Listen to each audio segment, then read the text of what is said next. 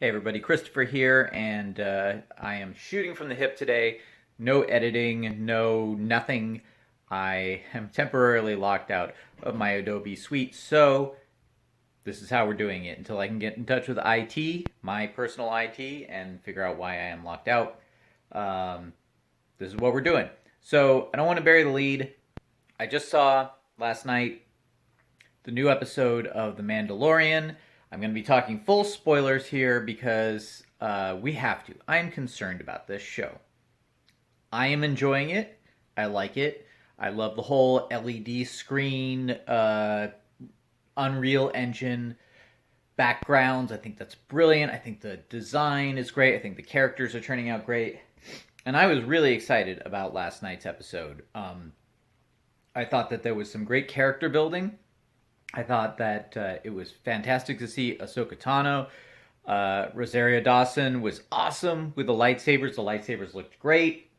But there were some things that I am noticing about the show in general that I really want to talk about. Excuse me, not COVID. Uh, was eating something before I started this video. Anyway, so yes, I was really excited. I thought the opening scene was amazing. Rosario Dawson as Ahsoka Tano was fantastic. The lightsabers looked amazing. It was really great to see that we are actually going to be getting some lightsaber battles in The Mandalorian. I love lightsabers. I love that whole shtick. It's kind of what makes Star Wars stand apart from any other kind of fantasy science fiction.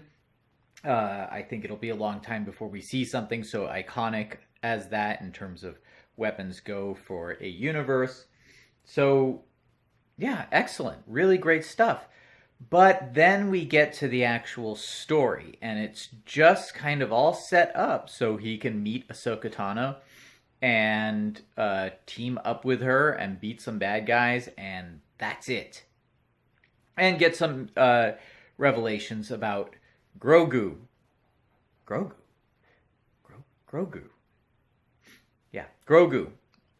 Which is also a great character. But it's kind of just like, it's almost like The Mandalorian starting to go from the old Western formula of the gunslinger rides into town, there's a problem, and he helps solve it, to kind of just like video game side quests where you go to a place, you get a bit of information, then you go to the next place, which was exactly what the last Disney Star Wars sequel, whatever the hell that was called, turned into. Except there, it didn't. Well, yeah, it's starting to suffer from the same problem. Now, I am very sniffy. Pardon the sniffing. It's allergens in the air. Like I said, no editing software, so we're shooting from the hip here.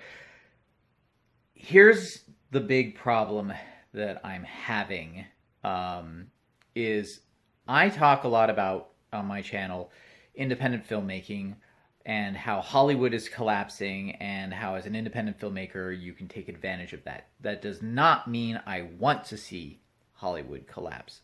I want to see Hollywood correct itself, both business-wise and how they handle advertising and the fans, all this kind of baiting controversy that's manufactured to get people talking about their movies, whether it's good or not. Fee.org, by the way, just did a really great video on that, a short Out of Frame. I've interviewed Sean Malone on the show, but I want to see them straighten out. I want them to be successful. I want to see everything open back up. It's important, not just for the industry, but for our economy in general. If the economy collapses, there is no going to the movies. People are going to be worried about buying food and keeping the power on, and they're not going to have disposable income to spend on what we do. So I want to see things open back up.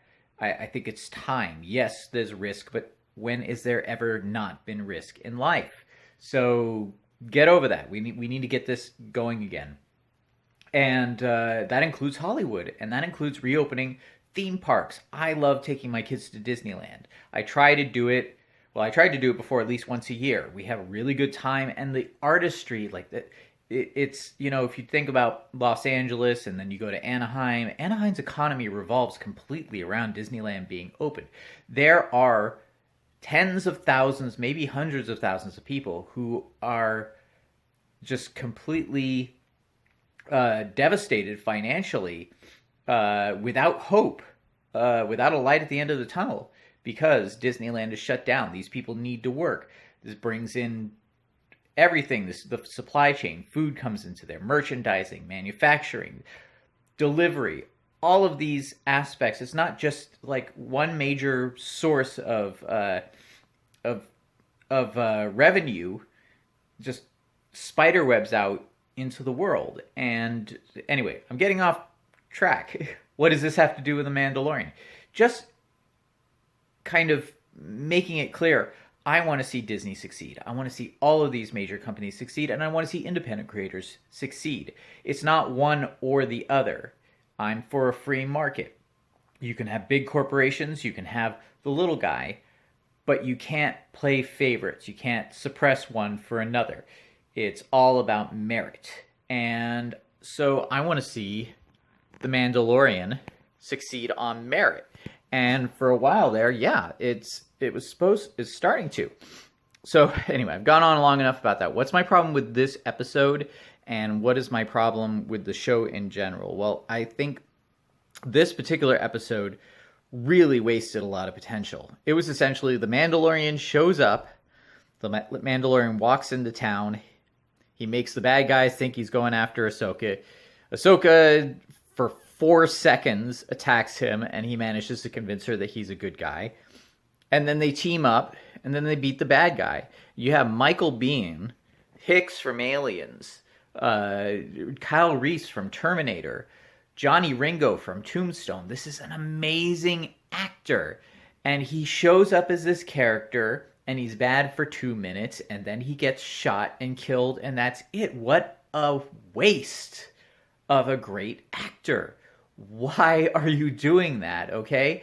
And not only that, there is no tension in this entire episode. You could have written an amazing kind of just story of miscommunication, misunderstanding. Ahsoka, like I said, she realizes that the Mandalorian's a good guy in, 4 or 5 seconds? You could have played the entire episode of him having to figure out a way to convince her that he is the good guy. Instead, they just sit down and talk, and she explains who Baby Yoda is, Grogu.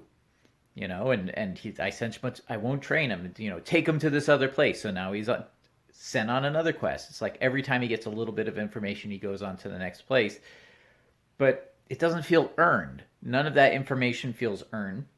And then when he teams up with Ahsoka and they go take on these bad guys they're taking over this village. By the way, there's a lot of kind of old school kind of what do you call them?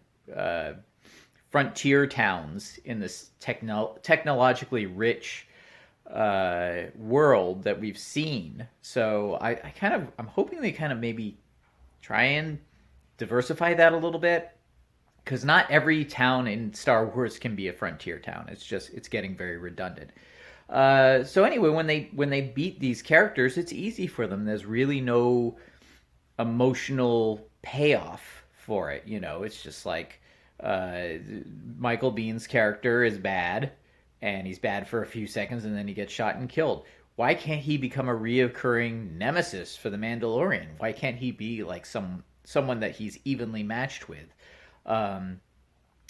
It just seemed like such a waste. And then, I hate to say it, but Ahsoka Tano's lightsaber skills were awesome up until the final boss, whoever the girl is with the, what is it, the special metal, I forget what it's called. That fight was just kind of like poke, oh no, I lost the lightsaber, but no, I got you now.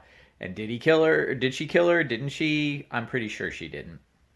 And, we got a little bit of where is Grand Admiral Thrawn, which is not going to mean much to everybody, the average viewer. And Disney really needs to think about that. Yes, there's this fandom, but you need to make this stuff more accessible. Stop dropping these Easter eggs. So anyway, Disney Plus, you can't go on like this. You're not making any money for a long time on Disney Plus. Your theme parks are suffering greatly. You really need to think about for the sake of your shareholders, for the sake of the future of Disney, for the sake of the different franchises you hold rights to, if you really care about continuing them on. And some of them I don't actually think are worth continuing on. You should be focusing on some new auteurs. Yeah, so I'm concerned. And I don't want this to fail. I do like the concept of The Mandalorian. I have enjoyed a lot of the episodes, but you got to kind of stop yourself from getting into this rut before it gets too deep. So that's all I'm going to say about that. Oh, by the way, it is Christmas time. I was going to do another video that I was going to edit together, and I'll probably just kind of, again, shoot it from the hip here. But it is going to be, and if you're following my Instagram, you're seeing some of this already. It is my Christmas shopping wish list for artists and filmmakers. Essentially, I have a collection of art books that have inspired me throughout the years and given me great ideas. Books about the making of film, books about artists that were designers on films. So I'm going to do a list of those, and there's going to be affiliate links. I'm going to leave those in the description here, and I'll also leave them in the description of the next one. But if you shop from those affiliate links, some of that comes back to the channel. It helps support the channel. If you're not a Patreon supporter, Patreon and PayPal are also below if you want to support the channel that way. I want to continue to grow what I'm doing, and I want to continue to take you along with this journey. But if it comes to a point where it's not worth it, I'm going to work in my own self-interest first, and I won't be doing as many videos because I'll be working on other ways to make money, which I have. But I want this relationship, this thing you and I have, to be the main source of income. So anyway, thanks for watching. Let me know what you think about my thoughts on The Mandalorian. Like I said, I want it to succeed. I thought there were a lot of great things about last night's episode, but a lot of wasted opportunities and a lot of what I would call writing laziness. So let me know what you think about that in the comments, and I'll be back. Hopefully I'll have my Adobe Suite back up and running very soon. I'm also going to be talking about how I'm going to maybe try and abandon Adobe at some point. I'm working with Blender. I'm working with DaVinci Resolve. Photoshop, I haven't found a suitable replacement for, but I may actually get away from Adobe completely at some point. So maybe we're going to be talking more about that. Hopefully soon. Got an interview coming up with Clint Carney as well. I interviewed him once before, but we're going to do a, 2 years later after his movie Dry Blood.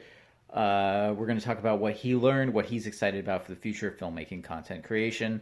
So I think that's going to be a really great interview. So I've talked enough. You guys have a happy holiday, safe, break some rules, get out there, create some stuff. You only live once, so go do it. Thanks. Bye.